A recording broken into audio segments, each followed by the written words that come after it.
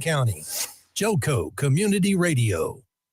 Why have thousands of aspiring authors teamed up with Christian Faith Publishing to publish their book? Because Christian Faith Publishing is an author-friendly publisher who understands that your labor is more than just a book. We provide authors freedom and flexibility throughout the publishing process, professional book editing, award-winning design, and some of the highest royalty structures in the publishing industry. And as always, you will retain 100% of the rights to your book. I was looking to find a company that I could trust, one that assisted in the editing process completely. The most important qualities that I was looking for was a publisher who was honest and upfront, no hidden costs or fees, and owning the rights to my own work. Christian Faith Publishing will publish, market, and sell your books in all major bookstores, online booksellers, as well as specialty Christian bookstores. Call for your free author submission kit. 800-978-4812. 800-978-4812. 800-978-4812. That's 800-978-4812. Here's important new information from the Diabetes Solution Center for you, a family member, or a loved one suffering with diabetes. If you have lost your provider, or if you need a provider for diabetic supplies, you may qualify to receive your diabetic testing supplies now with little or no out-of-pocket cost, regardless of your age. All you need is Medicare or private insurance to be potentially eligible. Call the Diabetes Solution Center right now for details. Just takes a couple of minutes. Our friendly, knowledgeable agents will give you free, no-obligation information, handle all the insurance paperwork, and make sure your supplies are delivered directly to your door for free. Call U.S. Medical Supply 24 hours a day. 800-597-9323. 800-597-9323. 800-597-9323. Call right now. 800-597-9323. Out-of-date carpet giving you the blues? Tired of your old dingy and broken tile? Let my friends at the Floor Store in Cleveland, Texas give your home the makeover it deserves. This is Old Taco Joe coming to you for the Floor Store. Whether it's carpet, tile, wood flooring, or real wood laminate, the Floor Store can cover all of your flooring needs. Located at 405 West Henderson Street in Cleveland, Texas, owner Brent Harris can help. Shower tile, tub surrounds, even backsplashes. Give them a call today at 817-641-9444. The Floor Store, they've got you covered. Let's be honest. Wheelchairs are heavy, bulky, and ugly. If you carry a wheelchair in your car to take care of a loved one, you know how hard it is getting that clunky, old-style wheelchair in and out of your car. Introducing the Feather Chair Wheelchair. At 13 pounds, it's the world's lightest wheelchair. It folds in seconds and fits neatly in your trunk, backseat, or closet, so you can take it everywhere. And it's only available right here. Order yours today and get a free wheelchair case, a $50 value, yours free. The Feather Chair. The world's lightest wheelchair is just $4.99 with easy payments as low as $16 a month. Sorry, no Medicare or insurance accepted. So call right now to order yours. 800-823-5826. 800-823-5826. 800-823-5826. That's 800-823-5826. Out-of-date carpet giving you the blues? Tired of your old dingy and broken tile? Let my friends at the Floor Store in Cleveland, Texas give your home the makeover it deserves. This is Old Taco Joe coming to you for the Floor Store. Whether it's carpet, tile, wood flooring, or real wood laminate, the Floor Store can cover all of your flooring needs. Located at 405 West Henderson Street in Cleveland, Texas, owner Brent Harris can help. Shower tile, tub surrounds, even backsplashes. Give them a call today at 817-641-9444. The Floor Store, they've got you covered.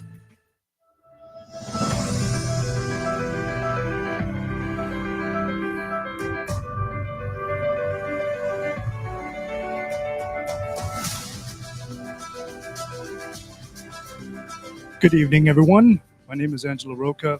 I'm the host of Vet for Vets. Thank you for joining me tonight. We have a very special guest, a very, very special guest. And once again, I love this music. I know I'm talking through it. I know I'm doing it, but I just love that song. Tiffany did such a great job. Okay, anyway, getting back to what I was saying. Thank you for joining to Vet for Vets. My name is Angelo Rocha. Today we have a special guest who is all the way in Hollywood, California. He is a really special guest because he's been one of my strongest supporters as a producer, as a screenwriter, as an artist, as a soldier, as a mechanical person, i.e., engines. He's just been supportive of me for the last 43 years. Yes, I'm slightly older than him, and my special guest today who will be on in a little bit because he's got stuff going on, but he will be on in a little bit live with us all the way from California to talk about his life before, during, and after his military service and what he's doing now. So, and his name is Afosnso Henrique. He's a former U.S. Navy soldier. He was a former E6, i.e., that is a first class petty officer. In case you don't know what the Navy ranks are, he's been all over the place. He's been to South Korea, Iraq, Kuwait, Guam, Puerto Rico, Spain. He's been on 3 separate ships. He's been in the president's hospital. He's a disabled veteran just like myself, and he did one fantastic tour in Iraq. Me and him were one of the few people at the time where we had basically a family member in each of the separate armed forces in the military all at the same time, and my cousin Afosnso happened to be one of them. Right now, he's not live right now, but he will be on a little bit. As you can see, I'm sure you see it on the screen. He's not there, but he will be joining us. Hopefully, he's not walking around naked. If he does, then it's going to be a funny little video. But anyway, so I wanted to bring up a couple things. So, in case you're just now tuning in, this is Vet for Vets, a show where I take local Johnson County veterans and I basically interview them and we talk about their life before, during, and after the military service. Some have incredible stories, some have okay stories, and some have just stories that are just absolutely mind-bogglingly incredible that they're on the show to talk about it. And my cousin, me and him, we've been through hell and back. And basically we share the same, I guess you can say, same timeline. We've always done things, but he's the one that's actually pushed to follow his dreams, which is Hollywood. And he was the one that pushed me years ago to help follow his, my dreams as well, of being a producer, of being a screenwriter, and being in film, being in television. He was one of them. So when it was time to think of a guest, normally I like to take Johnson County residents, people who are close here in Johnson County, and I like to interview them. But I feel like my cousin is right next to me. I feel like his spirit is always with me because everything he does, it resonates with me. And one day I asked him, "Hey, do you want to do my show?" And basically that was a while back, and he finally agreed. So now he's going to be on today. He's going to be on a little bit. But for now, let's talk about some of the things that have happened since I've last done this show. Okay, so my first guest on this radio show in the Joco Community Radio Vet for Vet show, his name was Greg Cooper.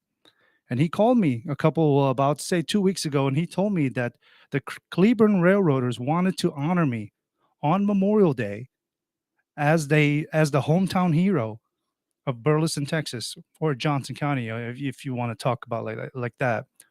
And I just I couldn't believe it. I couldn't believe it. If you know anything about baseball, if you're a supporter of events here, the Cleveland Railroads is actually a professional baseball league here that basically is the one step right before major leagues, which means you get called up from the Cleveland Railroaders to the major leagues if that's what it needs to happen. And basically on Memorial Day, I was honored. I stood right there in front of the crowd, the hometown crowd, and they called me and they talked a little bit about my military service. It was actually a very touching and emotional moment because I stood in place of somebody who was close to me when I was in the military. His name at the time, I believe I was 22, but there was a 20-year-old. His name was Stephen E. Wyatt from Kilgore, Texas, who had the thickest country accent I've ever seen in anybody that I ever met up to that point. Because I'm from the East Coast, I'm from Jersey. I got the Jersey accent. And this boy, man, he was straight up from Texas. Loved the guy. And sadly, while in Iraq on October 13th, 2003, an IED hit his vehicle and he got killed. That same convoy where I got called up to help repair a vehicle, basically his vehicle was damaged and pretty much tore up. They gave me 10 minutes, maintenance related. They gave me 10 minutes to change out the broken tire that was damaged in order for that vehicle to get up and going so they can bring it to the base and figure out what happened. And sadly, a private threw the spare tire off the side and pretty much disabled me, where I was literally paralyzed for like 3 to 4 months. I don't remember how long it was. It was probably about 4 months where I was literally paralyzed. I couldn't walk. I had to learn how to walk again. You have no idea what it feels like to walk like a 90-year-old man into a VA hospital where everybody else is pretty much 90 years old. But at the time, I was only like 22 years old. So I'm walking into the VA, walking like a old man with a little walker. It was insane. And because it was a non-combat related issue, I never got any awards for Purple Heart or anything like that, even though I was hurt in Iraq. So while I was going through all of that, my cousin was in the Navy doing his thing, while another cousin of mine was in the Marines doing his thing, while another cousin of mine was in the Air Force doing their thing. So all four of us were all in the service at the same time, which was one of the few that I think that was occurring in the military at that time. And the weirdest thing about all of this is all of us, except for one, all of us were all immigrants dedicated to this country that gave us everything. Okay. And we're proud supporters of this country, very proud supporters of this country, which means we are appreciative of everything it's brought us, knowing full well where we got to go. In case you're wondering, Afonso, if you're listening, you can actually come in right now if you want. You're actually live on video. So in case you don't know, Afonso. So, but anyway, whenever you're ready, I can just go ahead and bring you in. But for the time being, just want to let everybody know that I was in fact honored, and it was a very emotional moment for me. And I don't know how to take it, really. It was just one of those things where I was just observing all these people, hundreds and hundreds of people looking at me, and they're telling my story about how I got hurt, about how the soldier who I knew, Stephen Hawaii, got killed. It was something else. I had my family with me. It was incredible. What else has happened? My daughter, Angelo Rocha, who is 18 years old, recently celebrated her 18th birthday, graduated from high school. Very nice moment. She is also very pregnant. I can't help her, and I can't help that the fact that she's pregnant. I'm just going to be supportive of her. I'm going to love her no matter what.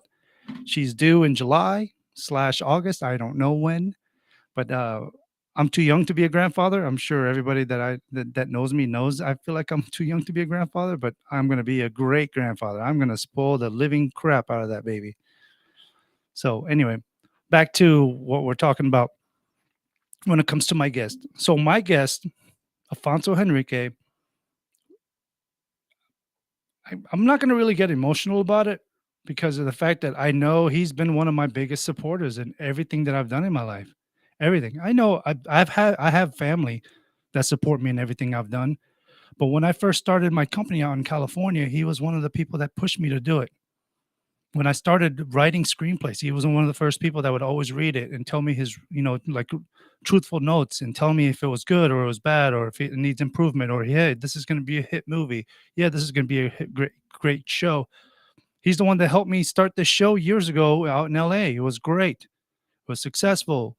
But living out in that socialist shithole of California, living here in Texas, I just decided, hey, one day I ran into that Tiffany Hurd at one of our little festivals, and I ran into her and I told her, hey, there's a show they're called Vet for Vets. What do you think? Of course, it didn't come to fruition for about 3 years. And then what do you know? Like 3 years later, she finally is like, hey, you want to do this shit? Let's do it. And I've been doing this since I believe September of last year, and it's been great. I've met a lot of incredible people. I've also met a lot of incredible people you have not met because of the fact that they're too nervous or they're too shy or they back out last second because they don't know what it's going to be like. Even though I tell them everything's fine, there's nothing to be scared about. And that's one of the hardest parts about doing this job is getting veterans that have the cojones to just be like, you know what, I'm going to do it. I'm going to tell people some of my stories. And that's all you literally have to do. Just tell your stories.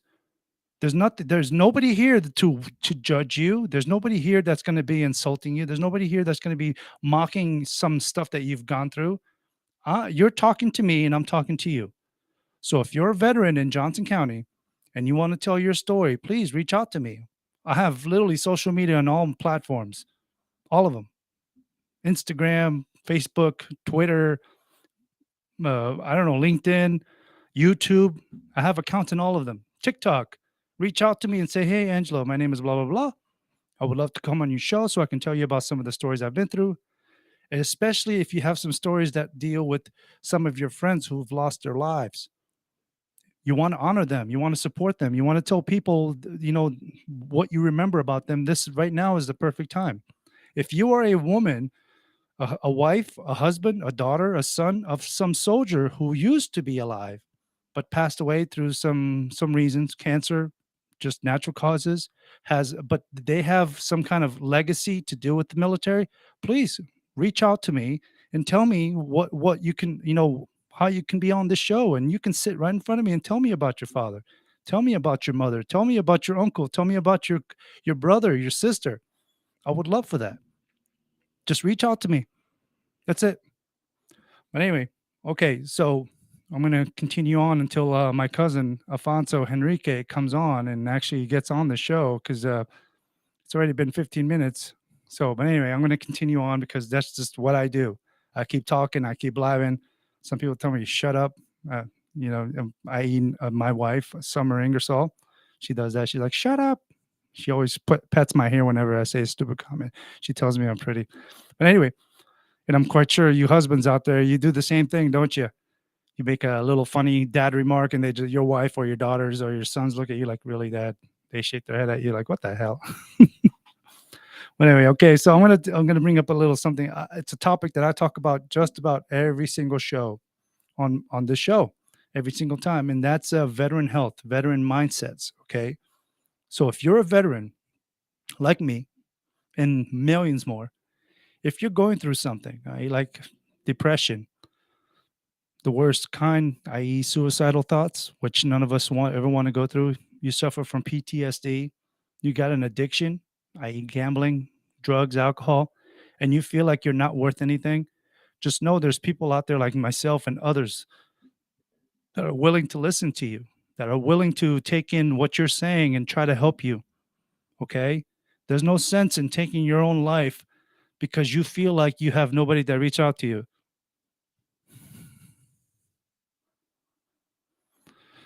Uh, so I'm kind of at a standstill right now because the fact that my cousin's not on. So, but I'm just kind of winging it right now because we were going to talk about stuff, but I'm just going to keep on talking. If I have to, I'll just change subjects and we'll go a different route. But anyway, so getting back to it, I love y'all. I love every one of you that listens to me, that's been a supporter of me, of Vet for Vets. And I can't thank you enough for listening, watching the shows, listening to my clips, watching my clips, leaving comments that are positive, leaving positives that are honest. Like right now, I'm quite sure somebody's going to be like, hey, what the hell? Why isn't your cousin on? He said he was going to be on. I know. I have no control over what other people do. I know he's a busy man on Hollywood. I get it. But anyway, if you are right now in your home, don't take out that gun. Do not take those pills. Put that stuff away. I don't mind you reaching out to me on social media, or reaching out to me if you know my phone number. Reach out to me and say, hey, man, I got problems. Where can I go to? Another way you can do it is using the 988 number. 988. Literally, you call that number, you type in 1, and then it takes you to a random a person, like a professional that's involved with that website, or excuse me, with that phone number. And then they'll talk to you. They'll talk to you like a human being, like you actually matter what you do.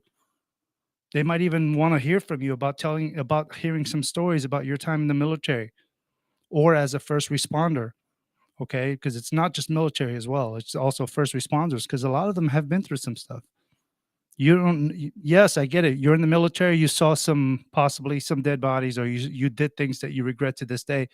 Police officers, firefighters see things that are probably 10 times worse than you will ever imagine. Okay, sometimes. So if you're a first responder, if you're a military person and you're depressed and you're going through some stuff, or like I say all the time, if you're going through some shit, please call 988, press 1. You'll talk to a professional. They'll try their best to get you hooked up to where you need to be. Okay, so on to the next thing. Have you seen that video going around the internet that's going around like wildfire of our good old geriatric president, Joe Biden, literally walking at the West Point and just trips and busts his face I mean, literally in West Point, the most honored military personnel of the whole military before you actually join the military. All these people are in West Point and they watch their fellow president that supposedly got 81 million votes fall on his face. The whole world was literally laughing.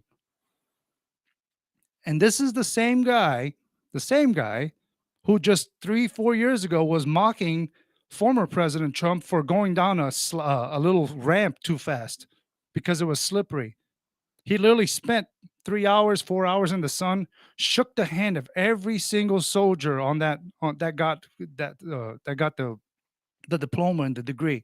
Shook every single one of those thousands of hands.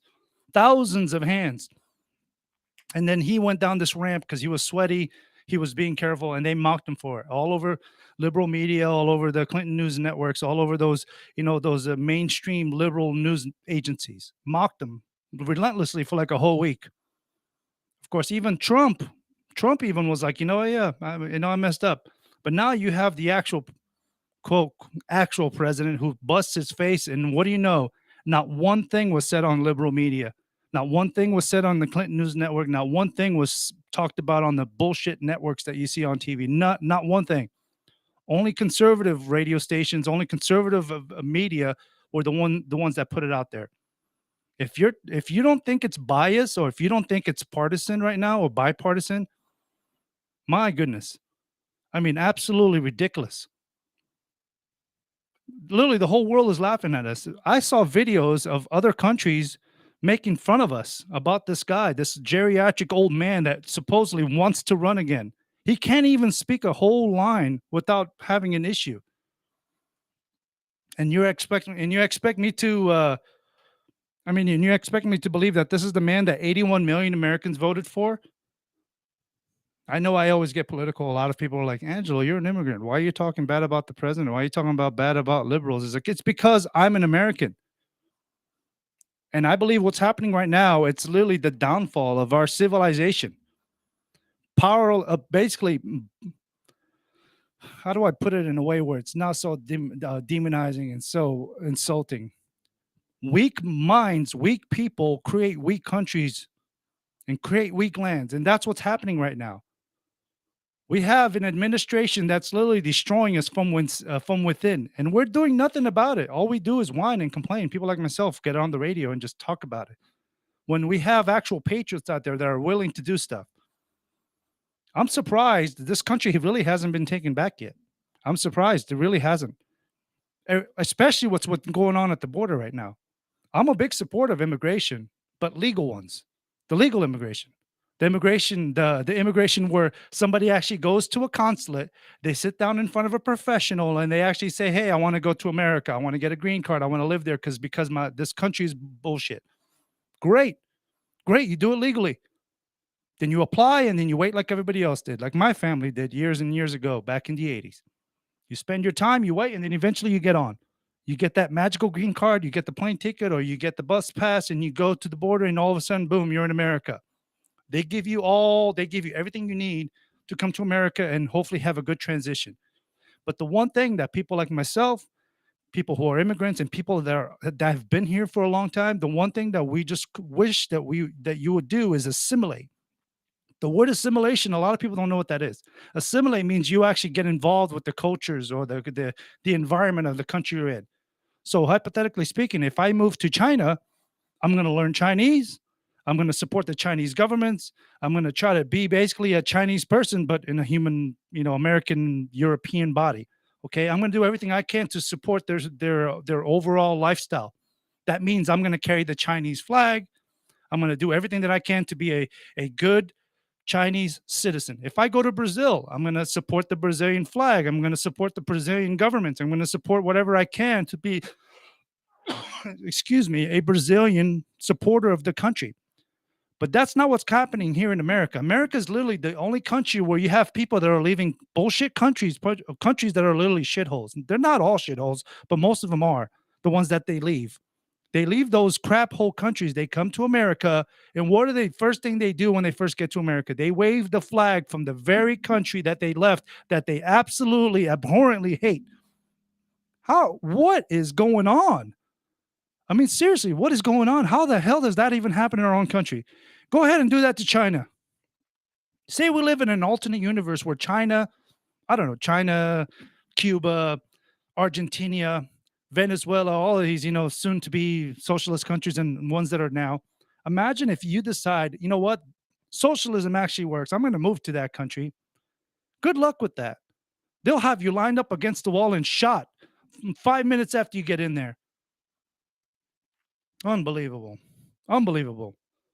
The state of our government right now is so in decline that we actually have people that are just wanting to leave.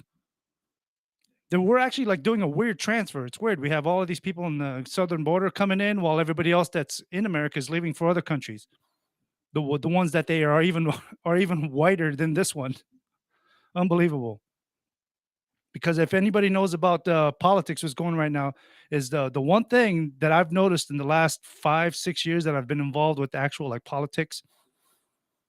Liberals, people on the left, socialists, communists, the one thing that they love to do, regardless of the situation, is always, always, always bring up race. They bring up race in every single way they can. If it's about soda, they'll make it a race thing. If it's about cats and dogs, they'll make it a race thing. If it's about the internet, it'll be a race thing. If it's about something, I don't know, just make up anything. Just say anything. Ice cream. Yep, they'll make it racist. They'll say you can't have vanilla anymore. It's white. It's racist. Every single time. And it's gotten to the point where now Americans are so fed up with this liberal mindset, this woke, that now anytime a big company who is supposed to support all of them, they decide to just go ahead and they be partisan. They start supporting one group of people. Like, for example, what's going on with Target? Okay? What's going on with Target? If you have somebody like that, you don't understand. I am so frustrated right now because you have it. Because of course, naturally, the left is like, "Oh my God, they're just going after Target because they're homophobes." No, Target was selling clothes for little children that don't even know what they are yet, as they don't even know what they want to do. They don't even know how to add. They don't know how to count. They don't know how to even potty. And you're already trying to transition them. Are you kidding me? You're literally cutting off a whole population of people. What's naturally going to happen is what happened to Bud Light is people are going to leave. They're going to go elsewhere, somewhere where somebody isn't partisan. And then you have other companies who aren't listening. They're not listening in to what's happening. It's like they want to go into bankruptcy. They want to break down and sell their company. Like, for example, so Target gets slammed. They lose billions and billions of dollars. So then you have Kohl's decides, oh, you know what? We're going to do the exact same shit Target did. Maybe we'll do it differently this time. No, you're doing the exact same thing. You're just rebranding. What do you think is going to happen? Kohl's is going to be the next one that's going to flounder. Disney, I predict within the next 5 years, Disney, if they don't change their tune, if they don't stop being partisan, where it's only basically they're geared towards the left, they're going to lose a lot of money, and eventually one or two of the Disney parks are going to close. I have a feeling thousands and thousands of Targets are going to close. You're going to have a limited amount of Targets open. What's happening with a lot of these woke companies? It's what happened with the Blockbuster. Except they didn't go broke because they went woke. They went broke because they didn't take a deal of a lifetime when they were offered Netflix for $6 million and or whatever it was at the time. They turned it down. They said, no, we're going to do our own thing. And then of course Netflix overtook them and they couldn't keep up with Netflix competition. They lost. That's legitimate business. What's going on right now is people are tired of the woke. If there's one thing I can say before we go on commercial break, and when we come back from commercial break, we're going to have my special guest come on. He's finally on. But if there's one thing I'm going to tell you right now, if you are a company, an American company, if you go woke means you're pandering to some kind of party. You're going to go broke. And it goes both ways. It doesn't have to be about the LGBT, the rainbow stuff. It doesn't have to be about the transgender stuff. If you are Target and you decide to start selling pro-MAGA, pro-gun, anything that differentiates half the audience, you're going to go broke. That's why they tell you to just stay bipartisan. That means you stay right in the middle. If you're going to sell LGBT shit, you're going to have to sell gun shit. If you're going to sell transgender shit, you're going to sell straight white male shit. That's not what's happening with these big companies. They're going one way and staying that one way. And then all of a sudden, half their audience goes away. It doesn't make any sense, does it? But that's what they're doing. And they're doing that to your children. So I don't know. I don't know what Americans like us are supposed to do when we have a business like Target that's just partisan. They're gearing their clothes, their crap towards one person. I don't know how they're going to come from this. I don't know how any of this helps veterans. Anyway, after commercial break, we'll finally get to our guest who finally decided to join us. But anyway, tune in. Love y'all. Sorry I got political. Bye.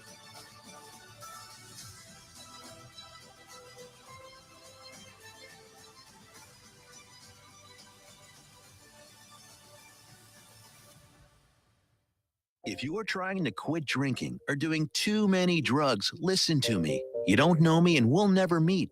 I had a problem like you once. I drank and used to party a little too much till it got out of control and almost ruined my life. I realized I needed help to fix my problem before it totally destroyed me. If you've tried to fix your drinking and drug problem and you know you can't do it alone, you need to call the National Treatment Advisors. They'll immerse you into a 30-day program to replace your old habits with new habits and totally change your life. And if you have PPO private health insurance, the entire program may be covered. Fix your problem right now before it gets any worse. Get clean. Call now and learn more. 877-247-1581. 877-247-1581. 877-247-1581. Out of dead carpet giving you the blues? Tired of your old dingy and broken tile? Let my friends at the Floor Store in Cleveland, Texas give your home the makeover it deserves. This is Old Taco Joe coming to you for the Floor Store. Whether it's carpet, tile, wood flooring, or real wood laminate, the Floor Store can cover all of your flooring needs. Located at 405 West Henderson Street in Cleveland, Texas, owner Brent Harris can help. Shower tile, tub surrounds, even backsplashes. Give them a call today at 817-641-9444. The Floor Store, they got you covered. Out of dead carpet giving you the blues? Tired of your old dingy and broken tile? Let my friends at the Floor Store in Cleveland, Texas give your home the makeover it deserves. This is Old Taco Joe coming to you for the Floor Store. Whether it's carpet, tile, wood flooring, or real wood laminate, the Floor Store can cover all of your flooring needs. Located at 405 West Henderson Street in Cleveland, Texas, owner Brent Harris can help. Shower tile, tub surrounds, even backsplashes. Give them a call today at 817-641-9444. The Floor Store, they got you covered. Boom, boom, boom, boom. Boom, boom, boom, boom. Boom, boom, boom, boom. Man. Welcome back to Vet for Vets. This is Angelo Rocha. We have on our, as you can see, look at that handsome mug below me. Can you see the photo below the guy with the gray shirt? This guy right here. We'll talk to him in a second. Look at that. Man, just shining with just, man, handsome. It's okay. He's my cousin. We'll talk about him in a little bit.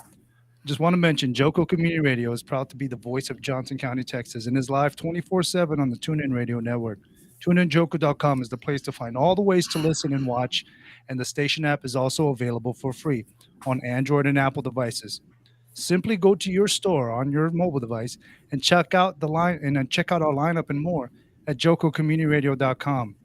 This episode and more are brought to you by Next Level Claims, making your insurance work for you. Reach out to your Texas sales rep at 844-TEX-HAIL. That's HAIL in case you're doing it through the letters. That's 844-839-4245. Be sure to dress your arms and more at thetiffy.com. The Tiffy, that's a website if you're looking for a little arm sleeves, if you're looking little trinkets, and it's actually a lot of great stuff in there. If you need to give your wife a little birthday gift, go to that website, thetiffy.com. Okay, so welcome back to Vet for Vets. My name is Angelo Rocha. We have with us our special guest, Mr. Hollywood himself, my cousin, who is actually also a veteran who did 12 years in the Navy. He is a first-class petty officer, E6, Afosnso Henrique. How are What's you? up, man? Good. Can you hear me? Yeah, I can hear you perfectly. Yeah, you Okay, sound cool. good. Where were you, man? I was waiting for you. Sorry, family stuff. We I, gotta, kids running around, have to get dinner ready, stuff like yeah, that. yeah. This guy here knows how to cook. This man here knows how to cook. Okay, so I wanted to bring you on here today because you're one of my biggest supporters. Everything that I've been doing the last few years, you've always been number one for me, man. The same That way I've is been your biggest supporter. very true. Very true. Yeah. So what? Tell me. I know how your upbringing was, but tell the audience how was your upbringing?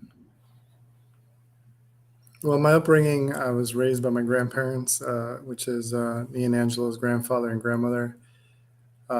And yeah, they're old school Portuguese, hardworking, blue collar uh, people who worked really hard to help their family get to the next level. So, well, my grandmother and my grandfather, our grandmother, now grandfather, sacrifice was to uh, create a place where our parents could, like every other immigrant family, creates a platform for them to then jump on so then their children can excel.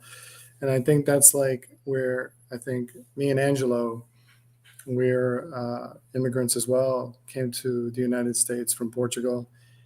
And our parents worked hard to give us a platform to succeed. And being a veteran, I think uh, the both of us being veterans really helped us create the stage set for our children and what we want to leave behind, the legacy that we want to create, and the stories we want to tell and pass on to our grandchildren, who then will take it to the next level for our children. So I think that's the most important thing I can say about our childhood and what we came up with was I hard agree. work, dedication, passion, fighting for what's right, fighting for what you want, and never letting anybody tell you you can't achieve your goals and dreams. So back in 1998, 1999, we both graduated high school. I know my reasons were for joining the military. It was mostly to do with college, but it also had something to do with being appreciative for this country. Like I love this country for what it did for us, and I felt like I needed to give it something back, like to say thank you. What was the reasoning for you to join the military? I'm going to be honest. I'll never forget. This recruiter showed up to this restaurant I was working at in Livingston, New Jersey. And my friend Merjan, Merjan, I do. Merjan Jackson. So the recruiter, I guess he put my name down as a reference, and she came. I don't know how she found me, but she found me. And I really didn't want to join the Navy. I think I just wanted to take the ASVAB. I wanted to see how I would do. And I took one ASVAB. They told me it was like a pre-test, that the real ASVAB would be at the MEPS station. I went to the MEPS station to take the ASVAB, and I got the same exact score. And then they said, well, what kind of job do you want to do? And I said, well, they said, you can do computer stuff because your scores are so well. And I said, well, no, I grew up cooking with my grandmother, so I want to be a chef. So they said, are you sure? I was like, yeah, I'll be a chef. And they're like, okay. So I know why you chose to be a chef, why? because you love that movie with Steven Seagal Under Siege. When the chick bursts out Anyway, the yeah, cake. when everybody bursts out the cake, you see the girl, she's waving her boobs around. And I think because you thought that, being a chef like Steven Seagal in the movie, I think that's why. Yeah, I'm just a cook. I'm just a cook. That's one of the reasons why, man, we bond, man, because of all the funny stuff. So, Yeah. what was what was life like when you first joined the Navy? Well, I joined the Navy when I was 20, so it wasn't straight out of high school. I have no idea why I joined the Navy. To this day, when I think about, was there like some existential thing? And nah, it was just, I just joined, It's a funny story. The day before the recruiter was going to pick me up and take me to MEP station to get processed. And I called the chief at the recruiter station and I told him I changed my mind. Oh, nice. And And they still showed up anyway. well, no, I was gonna ditch them, the recruiters, and I was hoping that I was gonna ditch them and go hang out at my girlfriend's house. And but as soon as I was walking out of my mom's house, the recruiter was right there. I was like, damn. So, but I did learn that you can decide before you go, that you can change your mind, and they can't tell you no. No, that's right. And I know Summer. You know Summer, Yeah, my fiance girlfriend. We've been together 10 years. Literally, she backed out the last second. She went to MEPS and was like, "No, no, I don't want to do this anymore." She backed yeah. out. You know, I would have. and you're right. Yeah, I would have did the same thing, but they got me. So I was like, you know what? I guess it's meant to be. And I'll never forget. I got there, my flight was delayed. It was like all my flights were delayed, and I was like, oh man, maybe this was a mistake. And then they ended up putting us on a plane to fly just to boot camp in Chicago. And as we were flying out, it was a thunderstorm, and I was like, I'm just gonna go to sleep. If this plane crashes, it crashes. It was just like, if it's meant to be, it'll be. I'll get there. And as soon as I got there, it was like a reality check. And but it was fun, you know. It was. I learned a lot about myself. If you're just tuning in, my guest on Vet for Vets is Alfonso Henrique. He's an E6 from the Navy. He is what you call a Hollywood superstar. This man has been on TV, movies. He might not seem it, but from the hair, he probably does. But this man has created some of the TV shows you love to watch. He has worked on movies that you have seen. And he happens to be my cousin, and him and I are involved in the same craft. Okay, except I also have a full-time job here in Fort Worth, Texas, working for the railroad, which I love with the passion. This Hollywood stuff is more of a. I'm thankful for it because I get to talk to famous celebrities. I get to interview people that are popular or people know, you know, and I have my businesses out there in Miami, California, and New York, you know, and you were one of the first people that supported me in all of this, you know, and I wanted to bring you on the show for the fact that you've been so supportive of me. I felt like I owe you a debt of gratitude for always being a big supporter of me. So the same way I've always been a big supporter of you, you know, people might not know your name now. Right now, they might not know who Alfonso Henrique is, but in the near future, you and I will be Academy Award winning filmmakers.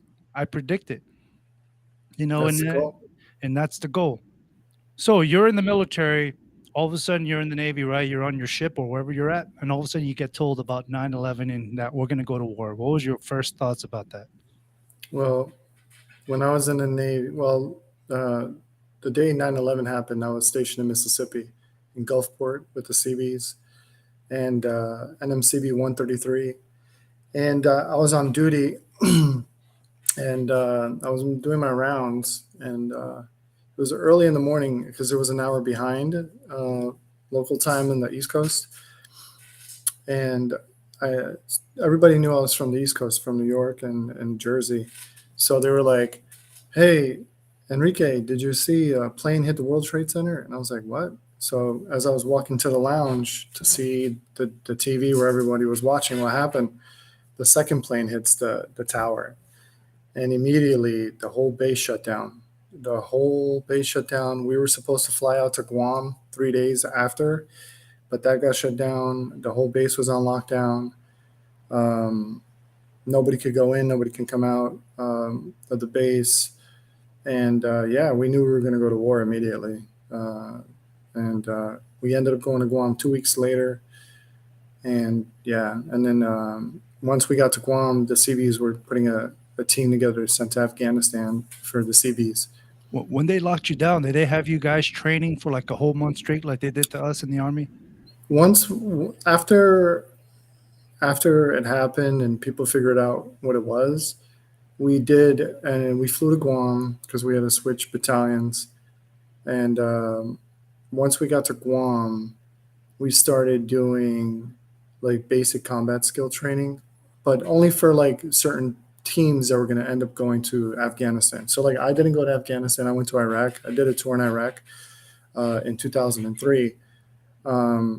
But there was a bunch of Seabees who ended up going to Afghanistan to start building runways for our planes to come in, our C-140s and C-130s and all that, and stuff like that. But I did a split tour, so I did in Guam, and then I went to Puerto Rico. But Afghanistan, they were just sending CVs out there to build runways and stuff like that.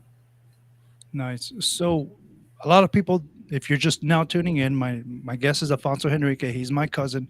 He's also a veteran, and we're talking about his life before, during, and after the military. So now you get involved with, you go to Iraq. Did anything happen? Do you have any stories you want to share to us? I have. I mean, it's an experience when you go to Iraq. I was in Ali Al Salim, so I'm sure everybody saw like all everything on Fox News when those planes were leaving that base and then shock and awe every night for like 3 or 4 nights when we were dropping bombs in Baghdad and stuff Yeah, like I that. was there. Yeah, I was there in Yeah, Baghdad. yeah. I was at the All, Baghdad airport. all the when the jets left the base, we knew where they were going. So every night when they flew, we were like, okay, everybody just watch Fox News, and then it was just like boom, boom, boom, boom, boom, and then 20 minutes later they were back. It was like 20 minutes out, 20 minutes in, and it was pretty quick. And so we knew um, it was going to be something. And what was interesting was, we had our mop suits, like we wore our mop suits, Yep. and we had Big Brother that would be always, let's say, code green or code red or code yellow. And it got so bad for a little while that we were always in our mop suits. We slept in our mop suits. Everything we did in our mop suits. And then In case you're wondering, mop suits are the ones where you see the wearing those big camouflage outfits. Then you have the gas mask on. That's the yeah, mop suit. yeah, it's all for radiation protection, you for biological warfare. Yep. But it was cool, but it sucked because that night when we were trying to sleep, every 10 minutes it was like code red, and then everyone was like, "Oh!" running to the Every bunkers. time. Yep, I remember that. Yeah, I know one time one of Saddam's missiles hit like a mile away from our camp, but nothing happened. It did. The missile hit the ground and just totally fell apart. There was like no bombs. I hate to. We were smart. See, I was in the field artillery brigade. So anytime you had code red on the loudspeakers, all we did was you just closed up the hatches. 'Cause we knew our tanks we were confined in the tank, so that's all we did. We closed up our M109s or M88s, and that's it. We were good. I'll tell you a funny story. When I was in Kuwait before we were going into Iraq, we had the Patriot missiles. Remember, they would go out and shoot Yeah. whatever missiles that Saddam was sending over, or whatever. And I'll never forget. I was doing a mini convoy with the Kuwaitis, the military, and we were picking up food for the camp. And a couple missiles were shot down. And as soon as a missile got shot down, you immediately had to put on your mask because you didn't know if it was biological warfare. And I'll never forget. I was on a 5-ton with one of these Kuwaitis officers, and as I was putting the mask on, because you could see literally the missiles explode in the air, and you just see a big white cloud. And then the Kuwaitis would laugh because there's like, Saddam doesn't have anything. He doesn't have any gas. He doesn't have any biological work. So they would laugh at us as we're putting on our gas masks, and they're just walking around like nothing. It's funny that you said that. A lot of documentaries that have been shown on TV, they never talk about that. The fact that you have these soldiers, American soldiers, always putting on their full battle riot gear, helmets, and gas masks, Yeah. and then you have these Iraqis like, "What are you doing? There's nothing No, here. it's true. It's There's true. nothing here." And they It's told true. us. They told us when we first got there. The translators would tell us, "Yeah, Saddam doesn't have anything. He wasted all of those in the Iran-Iraq war back in the '80s. He doesn't Yeah. have anything." It's true. Like these guys, they wouldn't care. They would just laugh, and they're just like, "There's no gas. There's nothing. Yeah. He doesn't have anything." That was interesting perspective to see. Another interesting perspective to see is when we were doing our massive convoys through all the streets. Everything was in American. Everything was in English. So as you're driving through, it creates this perception that, oh, like they hate us, but everything here is Americanized. Everything here is English. Like All the towns that I went through, they were supportive of us. A lot of us wanted us to be there because they wanted Saddam Hussein out. Saddam was being a dictator. Yeah, Killing but his people in droves. So there was one time where I can't remember what camp we were at. We were camping there for like a night or two, and it was Saddam's birthday, and we were on high alert because there was actually people parading with like Saddam supporters, and yeah, we were on AK-47 shooting into the air, right? Yeah, like we were all on high alert because we weren't sure if this was going to be like a time where they would rebel, or it would be a time where they would rise up and create militias to fight us. But no, nothing ever happened. Yeah, the only time I really saw a lot of combat or a lot of gunfire is when they celebrated big wins, like when they got electricity for the first time. They would shoot their AK-47s in the air. We thought if we were under fire, but it was just them happy that we gave them power. Actual like fresh water when it was going through their plumbing, they would celebrate shooting into the air. We thought we were under attack, but it was just them celebrating having water. Yeah. I'll never forget when we got there. Like Saddam had shut down all the water, all the pipes, and then he had contaminated all the water, Yeah. and it took like 3, 4, maybe like 4 or 5 months to clear all that out. And I'll never forget once they opened up all the water. We were in the desert, Camp Davisville. I'll never forget. And with the Army Reserves, it was Army Reserves, Marines, and us in this Camp Davisville, and there was no water and there was no life. I mean, nothing. Maybe camel spider here and there, but nothing. As soon as they opened all the pipes from the water, man, everything started showing up: snakes, rats, more spiders, birds, things that we hadn't even seen before just come to life. So that, you realize, wow, without water, there's no life. Yeah. It's really interesting. So you did your time. You became a disabled veteran. Mhm. What percentage are you right now? 70%. So you're 70% disabled. That's for your knees, right? Right. Okay. So what's life been like since you got out of the military? What pursued you to follow your dreams? Because it's always been our dream. My cousin Afonso and I Right. have always Since we were wanted to be kids. involved. Yeah, we've always been artistic. We've always wanted to be involved with television and film. But you were the first one to actually want to pursue your dream. What made you actually want to do it? Do you I remember any think, moment specifically that was like, you know what, I'm going to do this shit. I'm going to do it. yeah, when I got out of the Navy, I was a single dad with 3 kids, and I knew that I had the post 9/11 GI Bill, and I still had a passion for food. I was still like a chef. I was an executive chef working in restaurants in New York, or the healthcare system in major hospitals.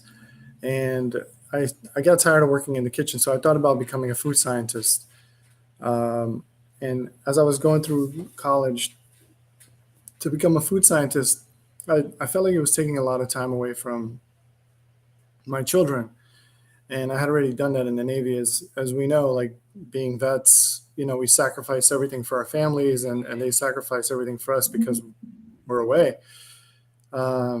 And I was tired of that. I didn't want to be away from my kids. And so I always knew I wanted to be creative. I always knew that I wanted to do something creative for the rest of my life. And like Angela was saying, since we were kids, we were always making comic books. We made video games. We made consoles. We did everything and everything you could think of when it came to being creatives. And we always said we wanted to work together to create, movies, because we were obsessed with movies as kids. And so, I felt, I always wanted to be a writer and a storyteller. So, at first I switched my major from food science to English literature. And as I was doing English literature, I kind of wanted to have some fun and get back into acting. And I'll never forget, I saw a pair of sides, which I didn't know what sides were. Sides are actually like when an actor gets an audition, they read like a 1-2 page portion of a script, and then they do an audition, or they do a self-tape. And so when I was reading the script, I was like, oh man, I can write better than this. And then so right then I knew what I was meant to do for the rest of my life. So just like that, I switched. It was like a sign from the universe, and I automatically switched my major, and I got my degree in 2018 and moved right to California. Yeah. And I've been professionally writing for the last 4 years. So, Dang. yeah. Oof, that's awesome. And you've had a lot of success. You've also had a lot of, I would say, Yeah. I wouldn't say failures, but the project didn't expand out as much as you wanted. So what's next for you? What kind of big projects do you have that you want to tell the world about? So right now I have 2 features that are, one is in pre-production. The other one's on hold because of the strikes with the WGA. I have a TV series, another TV series. One's a 1 hour drama. The other one's like a half-hour anthology, and then I have another feature. Everything having to do with like conspiracy theories, crime thrillers. That's what I love to write. I love to write action thrillers, crime thrillers. So don't be surprised if you see 2 films come out next year, or maybe one in 2024 and one in 2025 that I've written and produced. What about your horror feature? You think you'll get it done by the end of this year? Yeah. So right now we've picked up some traction and we've had it go on hold, continue prepping throughout the summer, and we will go into production hopefully by the end of August or September. Nice. I can't wait. Yeah, man. I'll bring you on set. I'm gonna fly you out. Yeah, I know. I know. Trust me, I'm this close to getting my projects done as well. Except you've actually gotten them done. I am so close. I mean, you can literally taste the success. Well, listen, man. You've been working really hard, and not just on your everyday job, and not on the radio show. You've been doing some awesome stuff. But you know, your writing is awesome. You've always been a storyteller. I told you that. Yeah. But listen, I just want to say one thing. There's this guy who's always harassing you on the show named Miguel Carrasco. I don't know who this guy is, but this guy is always stalking you, man. What's going on with that? I know. Trust me, the restraining orders are not doing anything about that. We can't do anything about it. In case you're tuning in, Miguel Carrasco is a big-time supporter of me and Afonso and I's career. Yeah. He loves cuddles. Absolutely loves cuddles. Like, he loves excessively long cuddles. He loves BBC.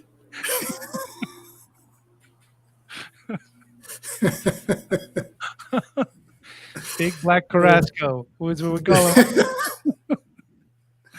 No, man. Hey, Miguel, thank you for listening in. We love you, man. Afonso and I know that you've been a supporter of ours for decades of us trying to get, not because we're not trying to be famous. I tell a lot of people this. I'm not trying to be famous. No, I know you are. You're going to be.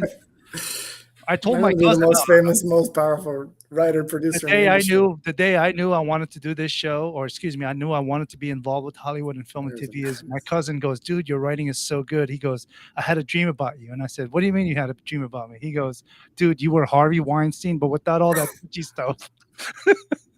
And I said, what? He goes, yeah, you were like, you were fat, you were happy. You should not be telling this story. You were successful. But I'm halfway there, man. I've put on so much weight the last freaking 2 years, 3 years. Oh my goodness. It's also my fault because I do take out DoorDash, I Uber Eats like crazy, like a madman. But Summer can tell you that.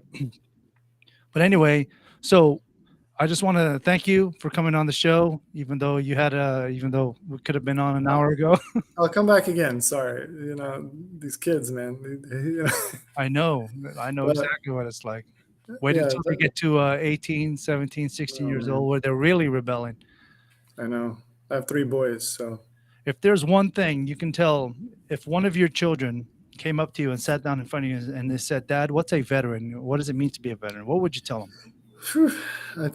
For me, so my philosophy is stoicism, and for me, I'm a big believer in that. Weak men create a weak society, and strong men create a strong society. And for me, when it comes to being a veteran, and when they ask me stories, because I've taken them on ships and I've taken them on base, and they always ask me what it was like to be in the war and stuff like that. For me, what I tell them, being a veteran is somebody who is selfless and sacrifices everything for the greater good of something greater than themselves. And there's no higher price to pay than serving your country. And I don't think anybody can understand the level in which it takes you as a human to do the things that we do as veterans, whether it be an E1 to an E9, and all the officers and stuff like that. But for me, being a veteran, I've learned a lot. I'm gonna have to cut you short off here. Is that the Oscar music cutting me off? That's the Oscar. The Oscar goes to. Good night, everybody. Love Thanks, y'all. guys. Have a great night.